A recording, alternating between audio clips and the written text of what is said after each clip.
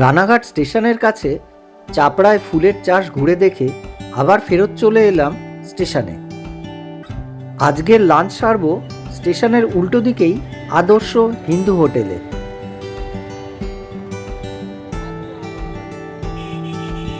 সামনের গলি দিয়ে ঢুকে তারপর ডান দিকের সিঁড়ি বেয়ে উঠে যাব দোতলায়, এই আদর্শ সুইটসের ঠিক ওপরে। বিভূতিভূষণ বন্দ্যোপাধ্যায়ের বিখ্যাত উপন্যাস আদর্শ হিন্দু হোটেলের নামানুসারে এই হোটেলের নাম। তাই হোটেলে ঢুকেই উপন্যাসের অমর চরিত্র হাজারি ঠাকুরকে খুঁজছিলাম।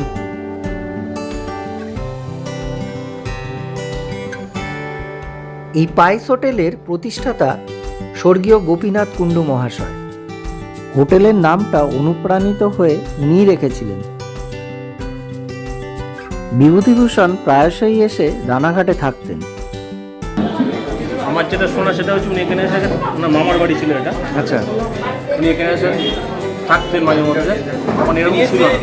তখন এই হোটেলটা একটু পেছন দিকে ছিল। আচ্ছা। আর এখানে কয়লার ইঞ্জিনের ছায়ের গাদা ছিল, এটা আস্তে আস্তে রিমডেলিং হয়ে এই জায়গায় এসেছে।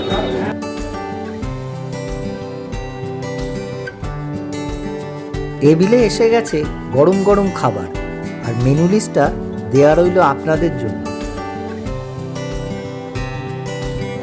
লাঞ্চ সেরে ট্রেনে উঠে এসে নামলাম নৈহাটি স্টেশনে। নেমেই সামনের দিকে এগিয়ে ফুটব্রিজ ধরে উঠে নেমে পড়লাম বাঁদিকে।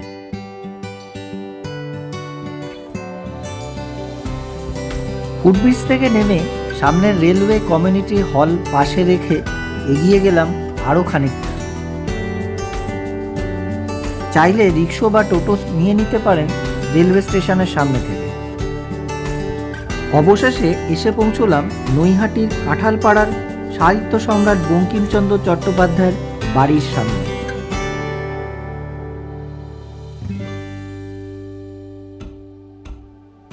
ঢুকে পড়লাম মূল বাড়ির সংলগ্ন শিব মন্দিরের পাশেই বঙ্কিম ভবনে। এই ভবনে বসেই বঙ্কিমচন্দ্র গল্প উপন্যাস লিখতেন। এর ভেতরে ছবি তোলা নিষিদ্ধ।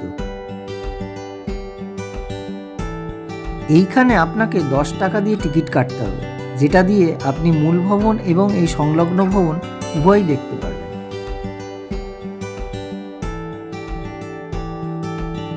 বঙ্কিম ভবন থেকে বেরিয়েই বাঁদিকে রাস্তার ঠিক উল্টো দিকেই ওনার জন্মভিটে।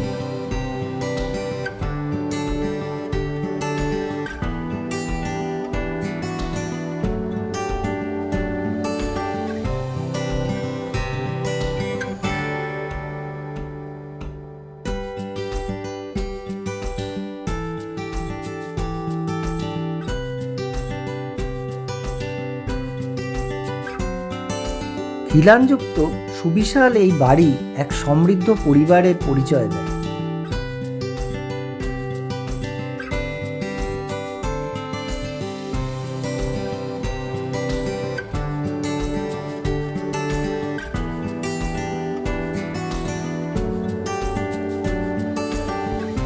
এই সেই সুতিকা গৃহ যেখানে জন্ম নিয়েছিলেন বঙ্কিমচন্দ্র।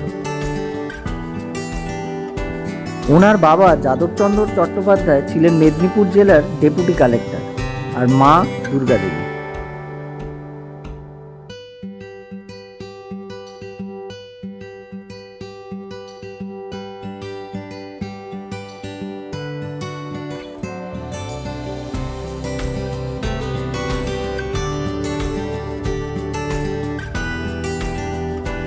ঢুকে পড়লাম মূল সংগ্রহশালায়।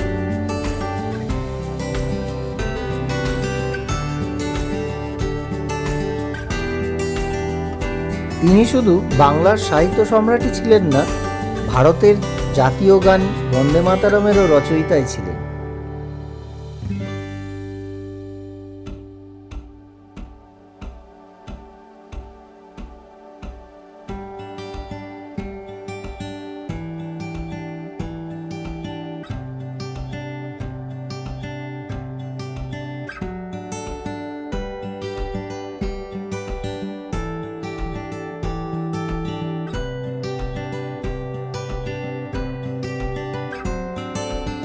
বঙ্কিমচন্দ্র চট্টোপাধ্যায় ক্যালকাটা ইউনিভার্সিটির প্রথম যে দুজন গ্র্যাজুয়েট হয়েছিলেন তার মধ্যে অন্যতম ছিলেন।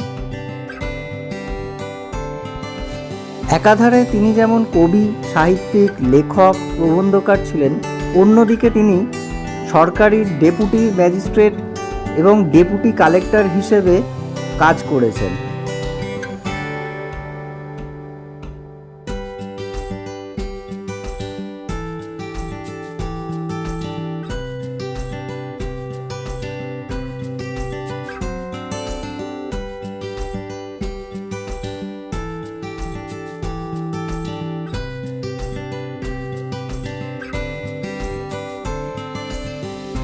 পাশেই সাহিত্যিক সমরেশ বসুর একটি গ্যালারি খোলা হয়েছে। সমরেশ বসুর কৈশোর ও যৌবনকাল কেটেছে এই নৈহাটিতে, কিন্তু তার কোনো চিহ্ন নেই এই নৈহাটিতে। তাই তার স্মরণে এই স্থায়ী গ্যালারিটি খোলা হয়েছে।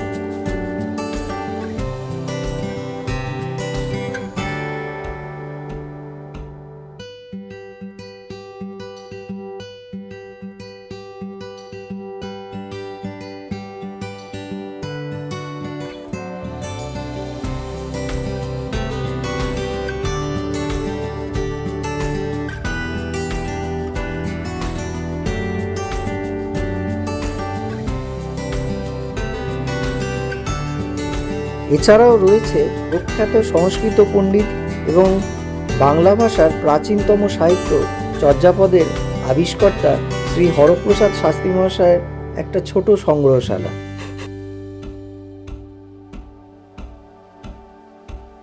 একতলা পুরোটা দেখে এবার দোতলার সিঁড়ির দিকে এগোলাম, বঙ্কিমচন্দ্রের শয়নকক্ষর দিকে যাব বলে।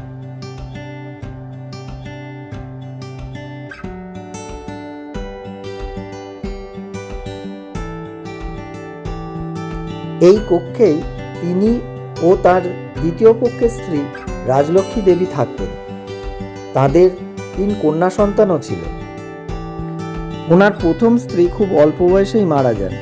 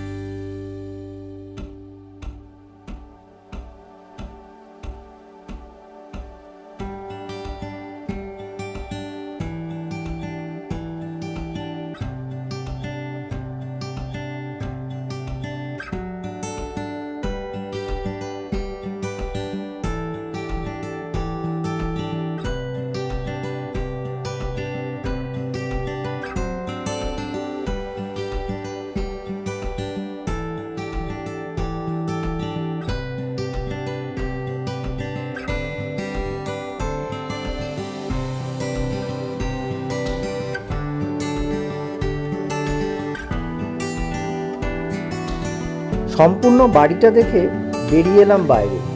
সামনেই ফুটব্রিজ, সেই ফুটব্রিজে এবার উঠে পড়লাম।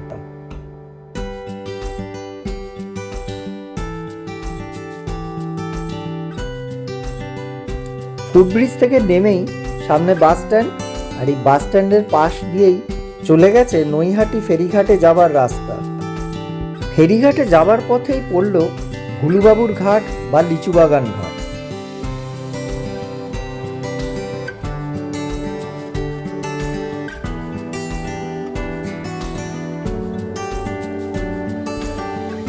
অস্তমিত সূর্যের দিকে তাকিয়ে মনে মনে ভাবলাম, কি নেই এই বাংলায়। আছে শিল্প, সাহিত্য, প্রকৃতি, আর তার সাথে আছে ভিন্ন প্রকারের মানুষ, ধর্ম, ভাষা। এ যেন এক সব কিছুর মহান কুম্ভস্থল।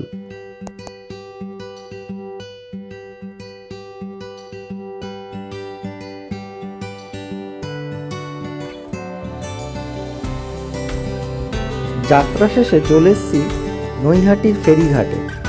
এখান থেকে যাব নৈহাটির বড় কালী মন্দিরে, যা কিনা ইদানিংকালে বড়মার মন্দির বলে অতি জনপ্রিয় হয়ে উঠেছে।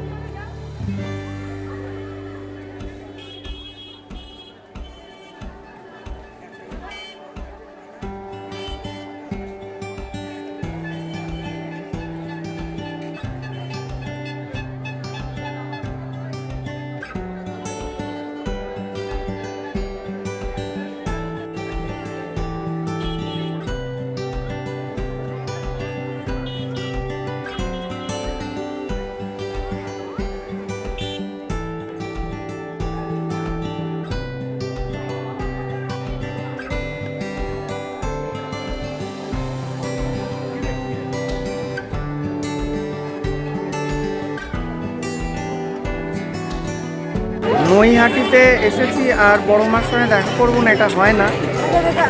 তাই ধর্ম হোক যার যার, বড় মা সবার, এই স্পিরিটটা নিয়ে আজকের এই ভিডিওটা এখানেই শেষ করছি। যদি আপনাদের ভালো লেগে থাকে তাহলে অবশ্যই বেল আইকনটা প্রেস করবেন। আর দেখা হবে নেক্সট আর একটা কোনো ভিডিওতে, আর এক কোনো জায়গায়। অতএব আজকের মতো শুভরাত্রি।